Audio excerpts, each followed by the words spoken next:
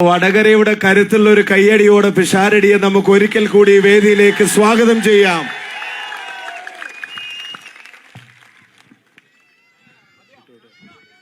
ധാരാളം വേദിയിലിരിക്കുന്ന വിശിഷ്ട വ്യക്തികൾ, സദസ്സിലുള്ള അതിനേക്കാൾ വിശിഷ്ടരായിട്ടുള്ള പ്രിയപ്പെട്ട വടകരയിലെയും പരിസര പ്രദേശങ്ങളിലെയും സുഹൃത്തുക്കളെ, ഏവർക്കും എൻ്റെ വിനയം നിറഞ്ഞ നമസ്കാരം. നിങ്ങൾ കുറേ നേരം നമ്മൾ ആ റോഡ് ഷോ തൊട്ടെത്തിയതാണെന്നുള്ള ബോധ്യം എനിക്കുണ്ട്. നല്ല ചൂടായിരുന്നു, വെയിലുണ്ടായിരുന്നു, അവിടെ തുടങ്ങിയതാണ്. അപ്പോൾ ഇത്രയും നേരം യാത്രയൊക്കെ ചെയ്തു വന്ന് ക്ഷീണിച്ചിരിക്കുന്നിടത്ത് സുദീർഘമായ ഒരു പ്രസംഗത്തിന് വലിയ പ്രസക്തിയില്ല എന്ന് ഞാൻ മനസ്സിലാക്കുന്നുണ്ട്. എങ്കിലും തീരെ ഒന്നും പറയാതെ പോകുന്നതും ശരിയല്ല തന്നെ. ഞാനൊരു ചലച്ചിത്ര പ്രവർത്തകനാണ്, ഒരു മുഴുവൻ സമയ രാഷ്ട്രീയ പ്രവർത്തകനല്ല. ഈ സിനിമ എഴുതുമ്പം അതിൻ്റെ തിരക്കഥയിൽ എപ്പോഴും ഒരു സ്ഥലമുണ്ടാകും. അവിടെയാണ് ഏറ്റവും കൂടുതൽ കയ്യടികൾ വരിക. സമാധാനത്തിൽ പോകുന്ന ഒരു നാട്, അവിടെ ഒരു പ്രശ്നമുണ്ടാകുന്നു. ഈ പ്രശ്നമുണ്ടാകുമ്പോൾ എന്ത് ചെയ്യണമെന്നറിയാതെ നാട്ടുകാർ നിൽക്കുന്നു. അങ്ങനെയാണ് കണിമംഗലത്ത് ജഗന്നാഥൻ എന്ന് പറയുന്ന ലാലേട്ടൻ്റെ കഥാപാത്രം വരുന്നത്. ഒരു ആശ്വാസമാണ് അവർ വരുമ്പം. ബെല്ലാരിയിൽ നിന്നും രാജ നാട്ടിലേക്ക് വന്നതും ഇതേ ആവശ്യത്തിന് തന്നെയാണ്. അതിന് നമ്മൾ സിനിമയിൽ ഹീറോയുടെ എൻട്രി പോയിന്റ് എന്ന് പറയും. ഏറ്റവും വലിയ കയ്യടികൾ ഉണ്ടാകുന്ന ഒരു സ്ഥലം അതാണ്. ഒരുപക്ഷെ വടകരയുടെയും തിരക്കഥയിൽ അതുപോലെ ഒരു സ്ഥലത്തേക്കാണ് ഷാഫി പറമ്പിൽ എന്ന ഹീറോ വന്നു കയറിയിരിക്കുന്നത്. ഈ ഹീറോകളുടെ കയ്യടിക്ക് ഒരു വലിയ പ്രത്യേകതയുണ്ട്. ഇവർക്ക് ആദ്യം കിട്ടുന്ന കയ്യടി എപ്പോഴും ഇതിനു മുമ്പ് ചെയ്ത സിനിമകൾക്കുള്ള കയ്യടിയാണ്. ഈ സിനിമയിലെ കയ്യടി ഇനി വരാനിരിക്കുന്നതേ ഉള്ളൂ. അങ്ങനെയാണ്.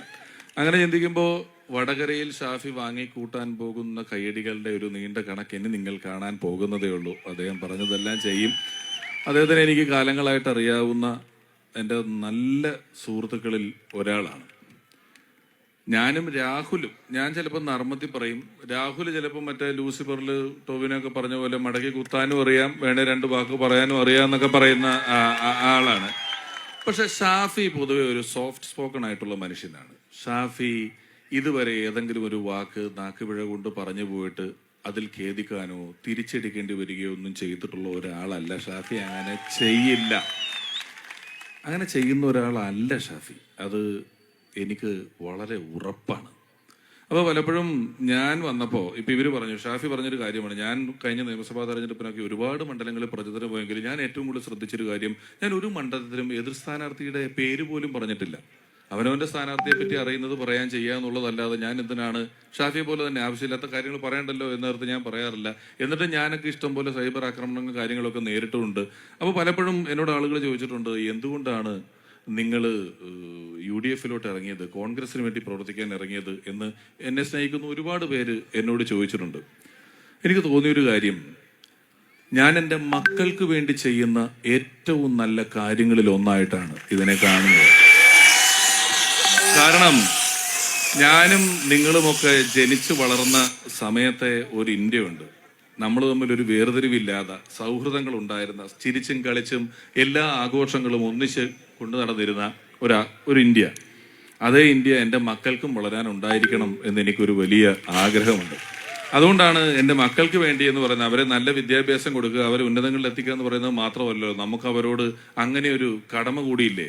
അവർ വളർന്നു വരുന്ന ഒരു കാലഘട്ടത്തിൽ അവര് പഠിക്കാൻ ഒരു കോളേജിൽ പോകുമ്പോൾ നീ ഇന്ന പാർട്ടിയിൽ മാത്രമേ പ്രവർത്തിക്കാവൂ, മറ്റൊരു പാർട്ടിയും ഇവിടെ ഉണ്ടാകാൻ പാടില്ല, ഈ പാർട്ടി പ്രവർത്തിക്കുമെങ്കിൽ മാത്രമേ നിനക്കിവിടെ അഡ്മിഷനുള്ളൂ, പഠിക്കാൻ പാടുള്ളൂ എന്ന് പറഞ്ഞു വന്നാൽ എന്ത് ചെയ്യും? അതിൻ്റെ പേരും ഫാഷിസം എന്ന് തന്നെയാണ്. ഈ വർഗീയത എന്ന് പറയുന്നത് മതവുമായി മാത്രം ബന്ധപ്പെട്ട് നിൽക്കുന്ന ഒരു കാര്യമല്ല. ഏതെങ്കിലും ഒരു വർഗം, ആ വർഗമാണ് ഏറ്റവും നല്ലതെന്നും ഞങ്ങളെ കഴിഞ്ഞ് ബാക്കിയുള്ളതെല്ലാം തെറ്റാണെന്നും ബാക്കിയെല്ലാം ഇല്ലായ്മ ചെയ്യപ്പെടേണ്ടതാണെന്നും ഏറ്റവും സുപ്പീരിയറ്റ് നല്ലതെല്ലാം നമ്മുടെയാണ്, നന്മകളെല്ലാം നന്മയാണ്, നമ്മളാണ് ശരി, നമ്മളാണ് ശരിയുടെ പക്ഷം, നമ്മളാണ് ഹൃദയത്തിൻ്റെ പക്ഷം, നമ്മളാണ് നന്മയുടെ പക്ഷം എന്ന് വിചാരിക്കുകയും ബാക്കിയുള്ളതിനെ കുറഞ്ഞതായിട്ട് കാണുകയും ചെയ്യുന്നതിൻ്റെ പേരാണ് വർഗീയത എന്ന് പറയുന്നതിന്. അതിന് മതവുമായിട്ട് മാത്രം ബന്ധമല്ല, രാഷ്ട്രീയവുമായിട്ട് നല്ല ബന്ധമുണ്ട്. അങ്ങനെ വർഗീയമായി ചിന്തിക്കുന്ന ഒരു വലിയ വിഭാഗം ഇവിടെ ഉണ്ടെന്ന് നമുക്കറിയാം. അതുകൊണ്ടാണ് ഞാൻ പറഞ്ഞത്, മക്കൾക്ക് വേണ്ടിയാണ് ഞാൻ ഇതിലേക്ക് ഇറങ്ങുന്നത്, നിൽക്കുന്നത് എന്ന്. അവിടെ ഇപ്പം ഞാൻ ഇങ്ങോട്ട് വരുന്ന വഴി ചില ധൈര്യങ്ങളൊക്കെ കാണുമ്പം കാർ വിളിച്ചാണ് വന്നത്. അപ്പോൾ കാറിലെ ഡ്രൈവർ പെട്ടെന്നൊരു പാട്ട് വന്നു, 90കളുടെ പകുതിക്ക് വന്ന് വളരെ പോപ്പുലർ ആയിട്ടുള്ളൊരു പാട്ടാണ്. ചിന്ന ചിന്ന ആസൈ ചിറകടിക്കുമാസൈ എന്നുള്ള പാട്ട്. ഞാൻ പാടൂല കേട്ടോ, നിർബന്ധിക്കരുത്. അല്ല പിന്നില്ല, ഇത് പറയട്ടെ. അപ്പൊ ചിന്ന ചിന്ന ആസയൊക്കെ ഇങ്ങനെ കേട്ടോണ്ടിരുമ്പോ പെട്ടെന്ന് ഈ വണ്ടി ഓടിച്ച ആള് പറഞ്ഞു, ഈ റേഡിയോയിലെ അവതാരകൻ ഒരു സംഖ്യയാണ് എന്ന് പറഞ്ഞു. ഞാൻ ചോദിച്ചു, എന്ത്, നിങ്ങൾ എങ്ങനെ ഇത് അറിയുന്നു? റേഡിയോയിൽ ഒരു പാട്ട് വരുന്നു, പാട്ട് വന്ന ഉടനെ വണ്ടി ഓടിച്ചുകൊണ്ടിരിക്കുന്നത് നിങ്ങൾ റേഡിയോയുടെ അവതാരകൻ സംഖ്യയാണ് എന്നൊക്കെ നിങ്ങൾക്ക് എങ്ങനെയാണ് പറയാൻ പറ്റുന്നത് എന്ന് ചോദിച്ചു. ഇവൻ പറഞ്ഞു, അങ്ങനെയല്ല, നിങ്ങൾക്കറിയാമോ, ഞങ്ങള് ചിഹ്നത്തിനെ പറ്റി വലിയ ആശങ്കയിലിരിക്കുകയാണ്. ആ സമയത്ത് ചിന്ന ചിന്ന ആശയി എന്ന് പറയുന്ന പാട്ട് വിടുന്നത് അത്ര ശരിയായ ഒരു നടപടിയല്ല എന്ന് പറഞ്ഞ. ഞാൻ പറഞ്ഞോടെ ആ ചിഹ്നം ഈ ചിഹ്നവും തമ്മിൽ വ്യത്യാസമുണ്ട്. അപ്പോൾ അവനിച്ചിരി പഠിപ്പിന്റെ പ്രശ്നമുണ്ട്, അതുകൊണ്ട് ഞാൻ പിന്നെ അതിനെക്കുറിച്ച് കാര്യമായിട്ടൊന്നും പറയാൻ പോയില്ല. പക്ഷേ എന്നെ ഞെട്ടിച്ചൊരു കാര്യം എന്താണെന്നറിയാമോ, ഇങ്ങനത്തെ കോൺഫിഡൻസ് എനിക്ക് വലിയ ഇഷ്ടമാണ്. എനിക്ക് അത്ഭുതം തോന്നുന്ന കോൺഫിഡൻസ് ആണ്. കാരണം ഒരു വശത്ത് വലിയ നേതൃത്വത്തിന്റെ ഭാഗത്തിൽ നിന്നും പറയുന്നു, ചിഹ്നം സംരക്ഷിക്കണം കേട്ടോ, ചിഹ്നം സംരക്ഷിക്കാൻ എല്ലാവരും ഒത്തുപിടിക്കണം, അല്ലെ നമ്മുടെ ചിഹ്നം പോവും എന്ന് പറയുമ്പോൾ തന്നെ മറുവശത്ത് പറയുകയാണ്, ഇടതില്ലെങ്കിൽ ഇന്ത്യ ഇല്ല എന്ന്. ഇത് എങ്ങനെ, എന്തൊരു കോൺഫിഡൻസ് ആണെന്ന് ആലോചിച്ച് നോക്കണം നിങ്ങൾ. ഇത് പറയുന്നതിന് എന്തുമാത്രം ധൈര്യം ഉണ്ടെങ്കിലാണ് ഇങ്ങനെ പറയാൻ പറ്റുന്നത്. അത്ര ധൈര്യത്തോടെയല്ലേ ഇവര് പറഞ്ഞു കളയുന്നത്.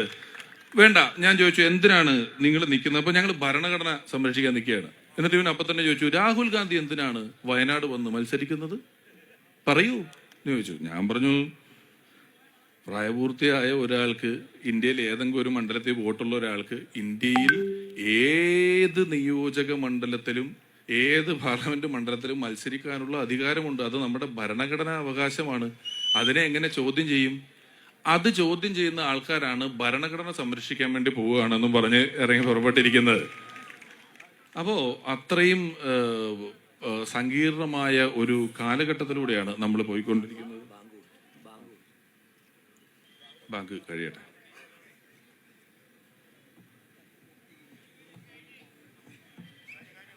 കഴിഞ്ഞു രാഹുലെ, കഴിഞ്ഞു. കഴിഞ്ഞു.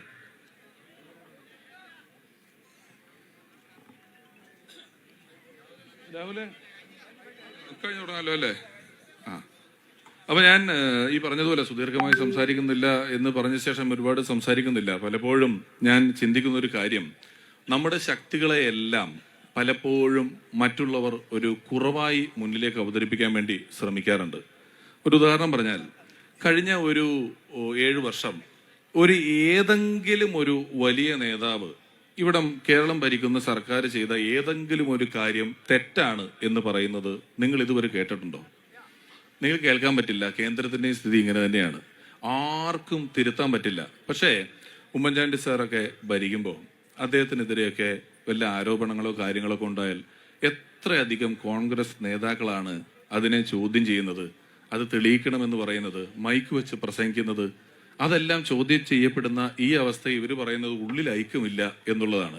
അത് ജനാധിപത്യത്തിന്റെ ലക്ഷണമാണ്. ചോദിക്കുക എന്ന് പറയുന്നത്, ചോദിക്കാതിരിക്കുക എന്ന് പറയുന്നതല്ല ജനാധിപത്യത്തിന്റെ ലക്ഷ്യം. ചോദ്യം ചെയ്യാൻ വരുന്നവനെ ഇല്ലാതാക്കുന്നത് ശരിയായ നടപടിയല്ല. അത് ഞാൻ ഇവിടെ ഈ നാട്ടിൽ നിന്നുകൊണ്ട് പറയേണ്ടെന്ന് ആവശ്യമില്ല. നിങ്ങൾക്കറിയുന്ന പോലെ മറ്റൊരാൾക്ക് അറിയില്ല എന്നുള്ളത് എനിക്ക് ഉറപ്പാണ്. അപ്പോ ചോദ്യം ചെയ്യുന്നത് ഇവരെ ഒട്ടും ഉൾക്കൊള്ളാൻ പറ്റാത്തൊരു കാര്യമാണ്. ഒരു ഉദാഹരണം കൂടെ പറഞ്ഞുതരാം. നോക്കൂ, ഇപ്പോ വല്ല ബോംബ് ഉണ്ടാക്കുമ്പോൾ പൊട്ടിപ്പോകുന്നു, വല്ല പ്രശ്നം ഉണ്ടാകുന്നു, 2 വ്യക്തികൾക്കാണ് പ്രശ്നം ഉണ്ടാകുന്നതെന്ന് വിചാരിക്കുക. അപ്പൊ തന്നെ നമ്മുടെ മാന്നാർ മത്തായിൽ പറയുമല്ലോ, അരമണിക്കൂർ മുമ്പേ പുറപ്പെട്ടു എന്ന്. അതുപോലെ അയ്യോ, അവര് കഴിഞ്ഞ ആഴ്ചയെ പാർട്ടിയിൽ ഇല്ലാത്തവരാണ്, നമ്മളുമായിട്ട് യാതൊരു ബന്ധമില്ല, അത് പോയെന്ന് പറയും. അത് കഴിയുമ്പം ഇപ്പൊ SFI ഒരു പ്രശ്നത്തിൽ പെടുന്നു. അപ്പൊ പറഞ്ഞു SFI ഒരു സ്വതന്ത്ര സംഘടനയാണ്, ഞങ്ങളുമായിട്ട് ഇതിന് യാതൊരു ബന്ധവും ഇല്ല എന്ന് പറയുന്നു. അത് കഴിഞ്ഞിട്ട് DYFI ഒരു പ്രശ്നത്തിൽ പെടുന്നു. അപ്പോൾ DYFI സ്വതന്ത്ര സംഘടനയാണ്, ഞങ്ങളുമായിട്ട് യാതൊരു ബന്ധവുമില്ല എന്ന് പറയുന്നു. പക്ഷെ CPM-ന് ഒരു പ്രശ്നം വന്നാൽ DYFI-ക്കോ SFI-ക്കോ ഇങ്ങനെ പറയാൻ പറ്റില്ല. അതൊരു സ്വതന്ത്ര സംഘടനയാണ്, ഞങ്ങൾക്ക് ഇടപെടാൻ പറ്റില്ലെന്ന് പറയാൻ പറ്റില്ല. അവർ ഇടപെട്ടേ പറ്റൂ, അതിനെക്കുറിച്ച് അഭിപ്രായം പറഞ്ഞേ പറ്റൂ, രക്ഷിച്ച് പിടിച്ചേ പറ്റൂ. ഇതാണ് ഞാൻ പറയുന്നത്, താഴെ നിന്ന് മേളിലോട്ടുള്ള തിരുത്തലുകൾ ജനാധിപത്യത്തിന്റെ അവകാശമാണ്. ആ അവകാശമില്ലാത്ത സ്ഥലങ്ങളിൽ ചെന്ന് നിൽക്കാൻ ആത്മാഭിമാനമുള്ളവർക്ക് വലിയ ബുദ്ധിമുട്ടുണ്ടാകും. നമ്മൾ അങ്ങനെ നിൽക്കരുത്. വടകരയെ നമ്മൾ കടത്തനാട് എന്നുകൂടെയൊക്കെ പറയാറുണ്ട് ഈ പ്രദേശത്തെ. ശരിക്ക് കേരളം മൊത്തം ഒരു കടത്തനാട് ആയിക്കൊണ്ടിരിക്കുകയാണ്. കള്ളക്കടത്തനാട് എന്ന് വേണമെങ്കിൽ നമുക്ക് പറയാം. അപ്പോൾ ആ സമയത്ത് ഇത്തരം അവസരങ്ങളെ ഏറ്റവും ഭംഗിയായി വിനിയോഗിക്കുക. ഷാഫി പറഞ്ഞൊരു വാക്ക് പറഞ്ഞുകൊണ്ട് ഞാൻ അവസാനിക്കുകയാണ്. ഞാൻ ഈ ഷാഫിയോട് നിങ്ങൾ കാണിക്കുന്ന സ്നേഹം അസൂയയോടെ അല്ലാതെ നോക്കി കാണാൻ പറ്റുന്നില്ല.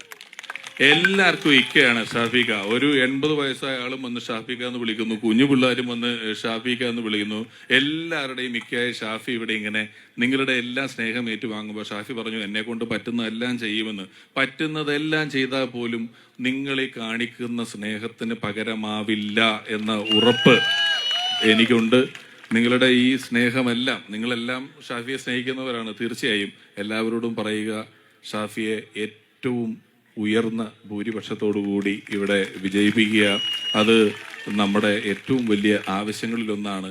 ഈ തെരഞ്ഞെടുപ്പ് വളരെ പ്രസക്തിയുള്ള, വളരെ പ്രസക്തമായ തെരഞ്ഞെടുപ്പുകളിൽ ഒന്നാണ്. അതിൽ നിങ്ങളുടെ വോട്ടുകൾ നിങ്ങളെല്ലാം ചെയ്യും. നിങ്ങളുടെ സുഹൃത്തുക്കളോട് പറയുക, ആവശ്യപ്പെടുക, നിർബന്ധിക്കുക. അങ്ങനെ വലിയ ഭൂരിപക്ഷത്തോടു കൂടി ഷാഫിയെ ഇവിടെ വിജയിപ്പിക്കുക. ഷാഫിയുടെയൊക്കെ എന്ത് ആവശ്യത്തിനും ഞങ്ങൾ ഉൾപ്പെടെ ഒരുപാട് പേര് ഷാഫിയോടൊപ്പം എപ്പോഴും ഉണ്ടാകും എന്ന് ഈ അവസരത്തിൽ ഹൃദയപൂർവ്വം പറയുന്നു. ഞാൻ ഇനിയും ഒരുപാട് സംസാരിച്ച് സമയം കളയുന്നില്ല. ഒരിക്കൽ കൂടി ഇതിനെ വിളിച്ച ഷാഫി എന്നെ ഇങ്ങനെ കുറച്ച് ദിവസമായിട്ട് വരണം എന്ന് പറഞ്ഞ് വിളിക്കുന്നു. ഇപ്പോഴാണ് അതിനുള്ളൊരു സമയവും സന്ദർഭവും ഒക്കെ കിട്ടിയത്. ദീർഘമായി സംസാരിക്കുന്നില്ല. ഷാഫിക്ക് ആത്മാർത്ഥമായ വിജയാശംസകൾ നേരുന്നു. നിങ്ങളത് നൽകും എന്ന് ഞാൻ മനസ്സിലാക്കുന്നു. ഇത്രയും പറഞ്ഞുകൊണ്ട് ഞാൻ വാക്കുകൾ അവസാനിപ്പിക്കുന്നു. നന്ദി.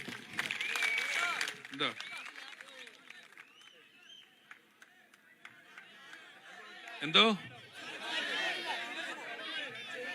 പാട്ട് പാടാനാ? രാഹുലെ വാ. രാഹുലെ, നിങ്ങൾ ഈ ചർച്ചകളിൽ ഇരുന്നാ പോരാ, പാടണം ഇടയ്ക്ക്. രാഹുലെ ഈ ചർച്ചയിലിരുന്ന് കൗണ്ടർ അടിക്കുന്ന പോലെ അല്ല ഇത്. ഇത് പാട്ടാണ്. നമ്മുടെ ഷാഫിക്ക് വേണ്ടിയാണ്. ഞാൻ ഇതുവരെ ഷാഫി പറമ്പെല്ലാം ജയിപ്പിക്കാൻ ഇവിടെ വന്നേ. അതും കൂടെ ആവുമ്പോ ആളുകൾ തെറ്റിദ്ധരിക്കും, വേറെ എന്തോ അജണ്ട ഉണ്ടെന്ന് വിചാരിക്കും. ഇല്ല.